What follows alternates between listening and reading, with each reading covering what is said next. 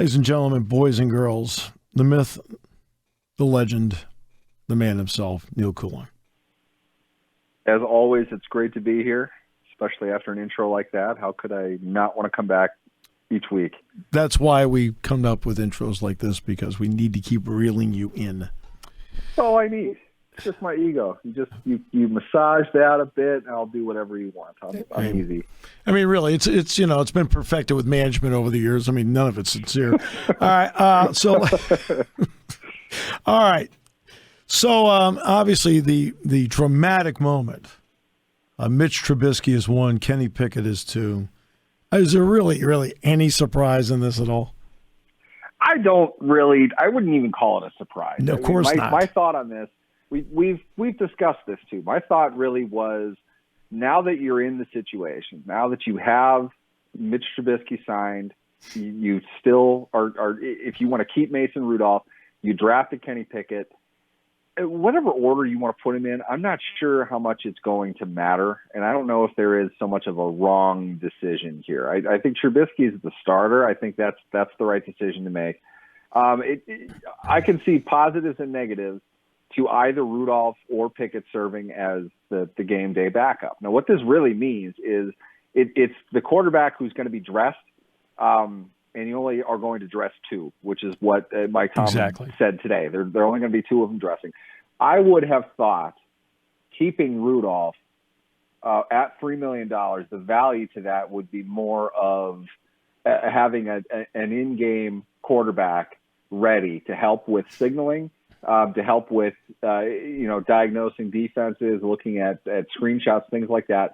Things that a veteran would probably be able to do better than a rookie.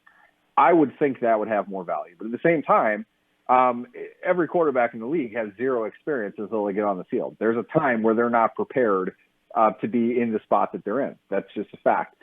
If they want to accelerate Pickett's timeline, probably because they want him to start next season, this is a good way to do that. So that makes sense too. I don't know if the world ends if Mitch Trubisky gets hurt anyway, and I'm not sure if either Rudolph or Pickett are significantly better than one or the other. For me, in that situation, I'd probably rather go with Pickett over a 2, 3, 4 game stretch. I'd want the rookie, the future, to get his reps. In game, I think Rudolph might be the better option just because he's done it. He's already prepared to do it. He knows what to expect. I'd be okay with that. But I just spent 2.5 minutes talking about something that I don't think significantly matters. I've had issues with the quarterback depth that they have in this team anyway. They have a couple guys. I don't know how good any of them are with the Steelers right now. We've seen Rudolph. I don't know what he's like within this variation of the offense. We have not seen Trubisky or Pickett in real time. We'll see what happens here, but this isn't a position of strength. Let's be realistic here. I don't think we need to be hooking our plows to the futures. For the Steelers' future's sake on the quarterback room right now. So whatever combination of them they want to put out there, I'm sure it's going to have a few pluses and probably the negatives that we already know about. Well, that's okay, because I spent 32 seconds asking a question that I knew it was going to be that kind of answer anyway. So in some way, Neal, in college football, which obviously I get the privilege of broadcasting, the opening game has some level of mystery to it because you don't play anything until you play the first game. You just start. The way preseasons play out in the NFL now, is it actually trending more in that direction? How about this? Ask me that next week. Okay. Here's the issue that I have. And a lot of this stems not just from this, but this is definitely the best example. The Steelers going to Buffalo last year and playing the most ridiculous game you've ever seen. Yeah. That season up to that point, there would be several more that were worse. But Pittsburgh had no business beating Buffalo. They play 10 times. Pittsburgh probably loses 7 of 10. Yeah. That's a significant advantage at the NFL level of this sport. Buffalo played a terrible game, and it showed when they basically ran over just about everybody else the rest of the way of their season. Pittsburgh got a special teams play and a lot of poor offense on both sides of the ball, and they were able to kind of hang on in a game they shouldn't have won. Week 1, to me, is more of where this all is. You're right in what you're asking and where that's going. You don't know about a team. The preseason, I don't think, is all that much different than Week 1 is. And we're seeing that more and more. It's maybe this is just my ears are perked up ever since, contact was even more limited. I think that was 2 CBAs ago. But it just seems like there's massive variation in several games every year in Week 1. Now, in the NFL, you know how it is. They're not, we're not seeing 7+ point game spreads all that often. It's not rare, but you're not getting more than 1, maybe 2 of those a week. Teams are generally speaking fairly close, barring injuries and everything like that. Right. In Week 1, though, it seems like we're totally dead set on this team winning this game, and they'll get blown out. And then they'll come back the next week and destroy whoever they're playing.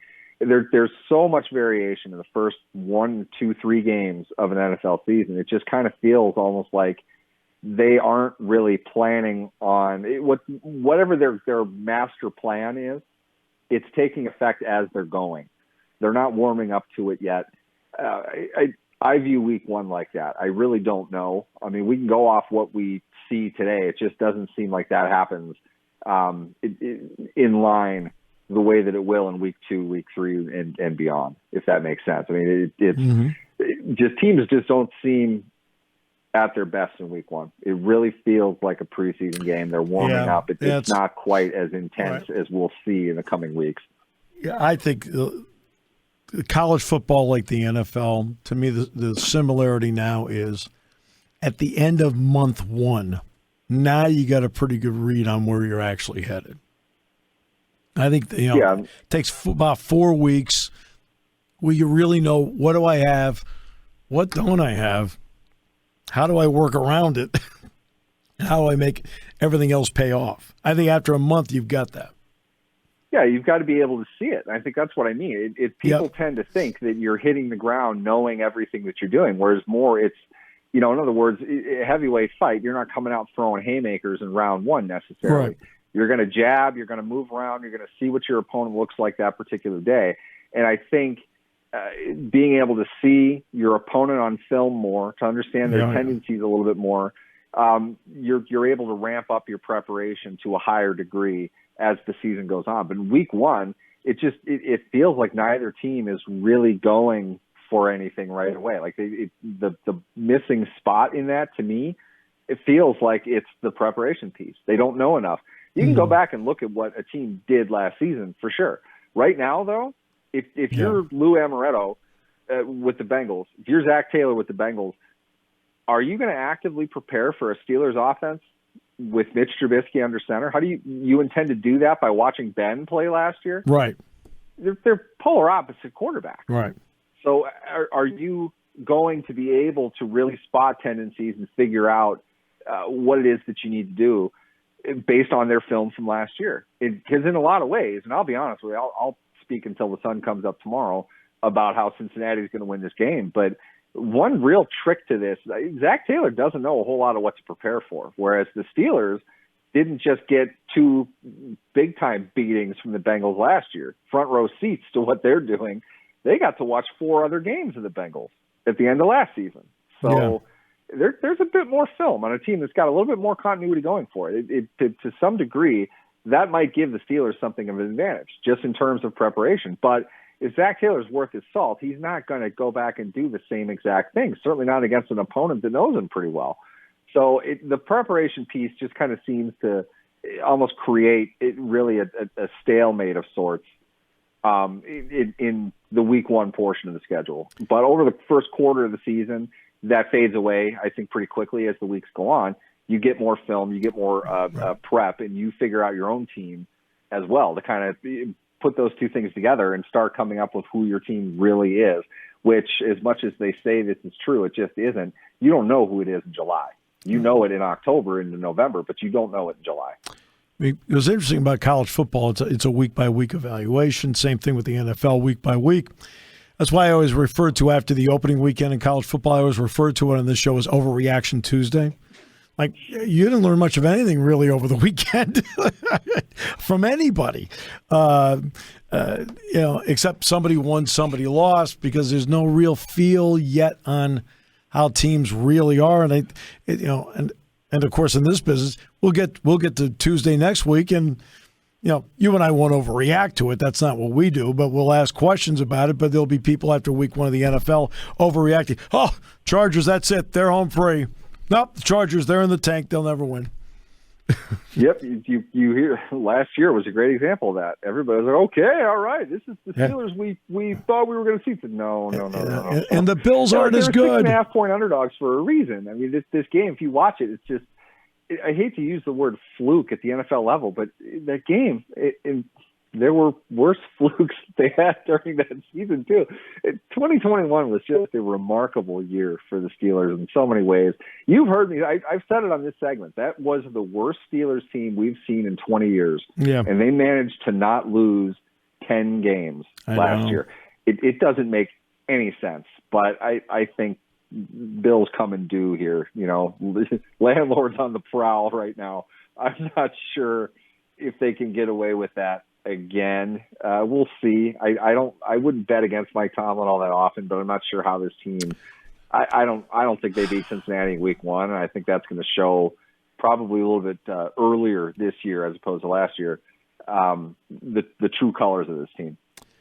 How interesting is it going to be for you to see how Mike wants to play, because that's the best way he thinks it is to win? Because there's so many unknowns about this team. That's the thing. Mike Tomlin clearly he forgot more football in the last 15 seconds than you and I combined will ever know. That's right. I'm not disparaging him at all. I'm looking at this intellectually.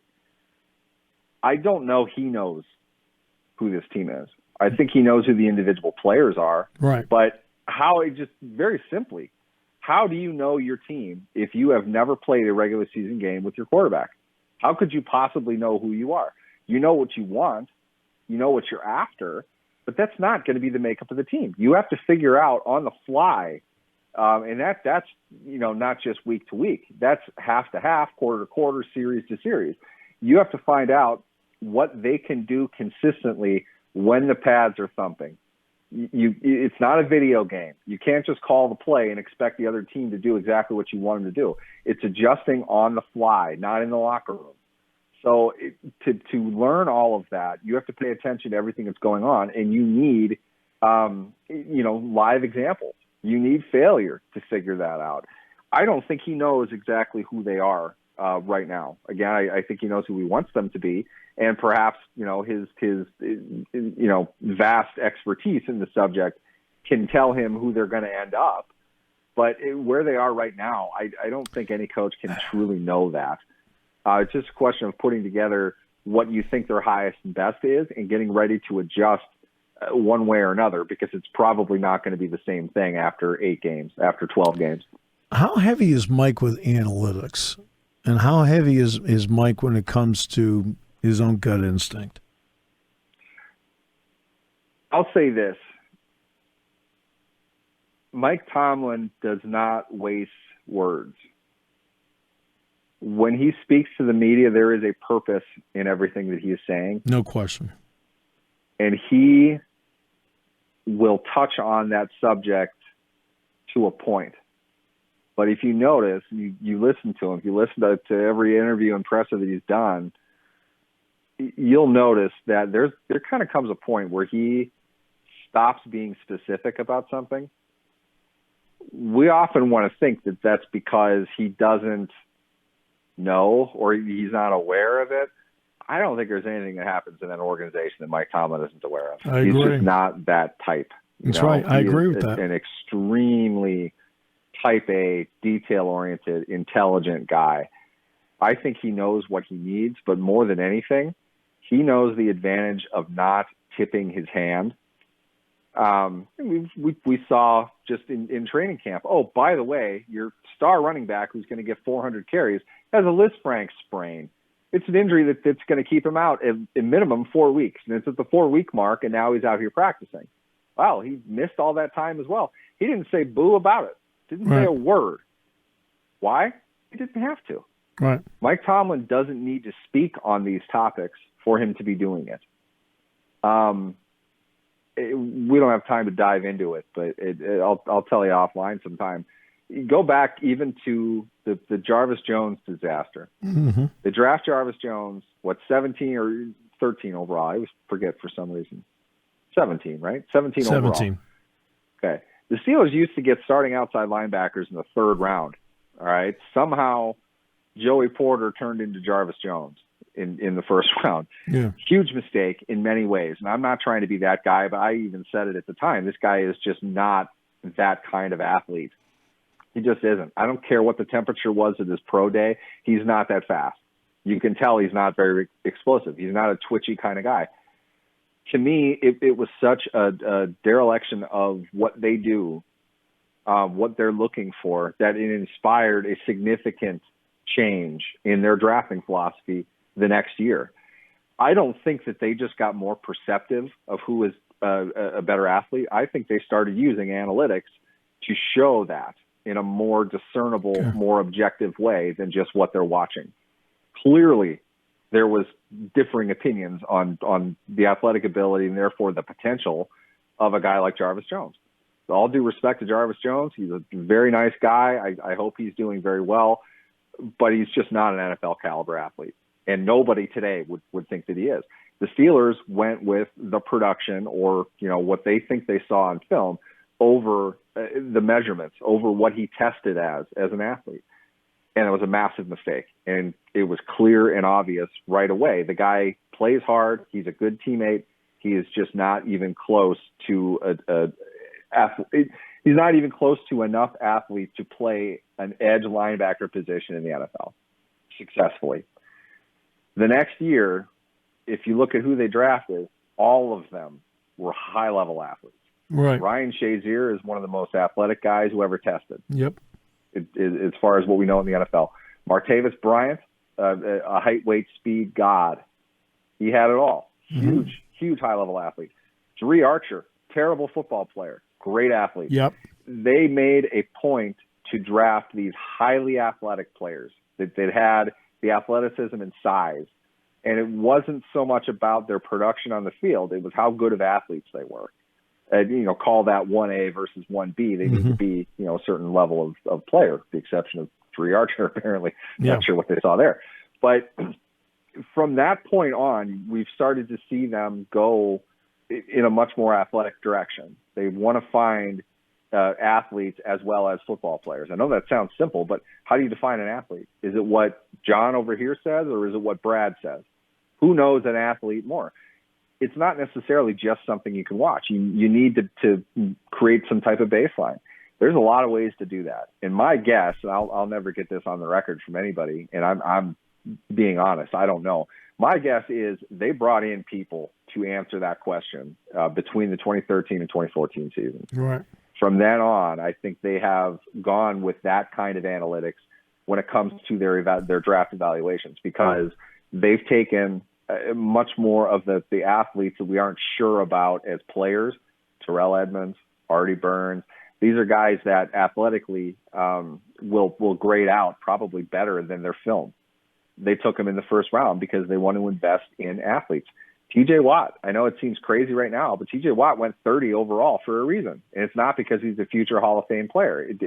He didn't have really enough tape to get a good sense of who he was, but he tested as a great athlete. They went with him. Things like that. That's a very long way of answering your question, but I think they absolutely do, and I think they absolutely will not talk about it either, because they don't like other people knowing what they're doing. Well, that's okay. I would tell people what I was doing, but I don't even know. All right, so Neal, appreciate you so much. Look forward to a lack of overreaction next Tuesday. Definitely. Thanks.